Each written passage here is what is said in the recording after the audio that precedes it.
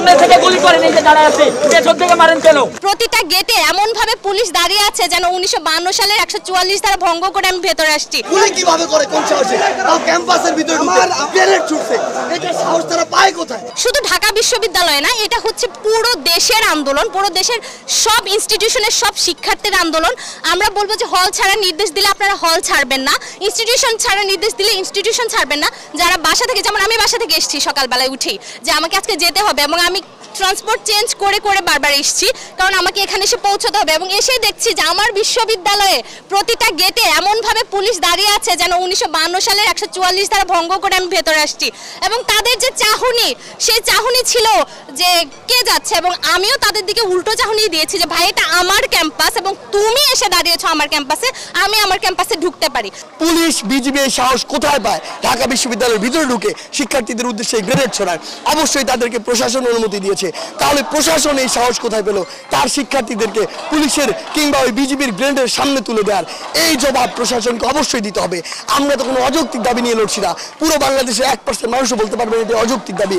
আমাদের কথা হচ্ছে ছাত্ররা পুরো বাংলাদেশের রাস্তায় নেমেছে, গতকালকে 7 জন ভাই আমার খুন হয়েছে। আপনারা এটার বিচার করবেন এবং আপনারা আমাদের যৌক্তিক দাবিটি মেনে নিন। যেদিন আপনি মেনে নেবেন সেদিন আমরা রাস্তা ছেড়ে দিব।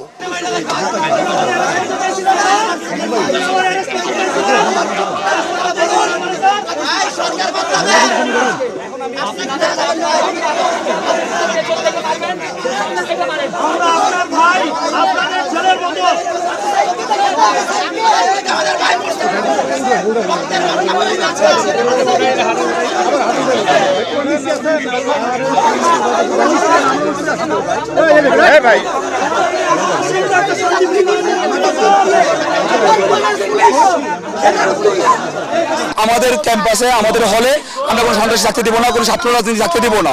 এবং আমরা মোটামুটি সবাই ডিফারেন্ট মাইন্ড হয়েছি। সেন্ট্রালের সিদ্ধান্ত যাই হোক, ক্যাম্পাসের সিদ্ধান্ত যাই হোক, আমরা কেউ হল ছাড়বো না। তারা কি সিদ্ধান্ত নেবে জানি না, কিন্তু আমার ভাই আজকে কবরে আছে, আমার বোনেরা আহত হয়ে ক্যাম্পাসে হাসপাতালে পড়ে আছে। এই মুহূর্তে প্রশাসন কি ডিসিশন দেয় তা আমাদের কিচ্ছু যায় আসে না। আমরা হল ছাড়বো না, আমরা আমাদের দাবি আদায় হওয়ার আগ পর্যন্ত আমরা মাঠে আছি। ছাত্রলীগের সন্ত্রাসীদেরকে, কোন টুকাই বদমাশ গুন্ডাদেরকে হল ক্যাম্পাসে অবস্থান করতে দেব না, দেব না। যতই চেষ্টা করুক না কেন হল ক্যাম্পাস শিক্ষার্থীরা কোনোভাবেই ছাড়বে না, কোনোভাবেই হল ক্যাম্পাস কোনোভাবেই সন্ত্রাসীদের হাতে ছেড়ে দিবে না। চাইলে জীবন চলে যাবে, তবু আমরা হলকে সন্ত্রাস মুক্ত, অছত্র মুক্ত করেই ছাড়বো।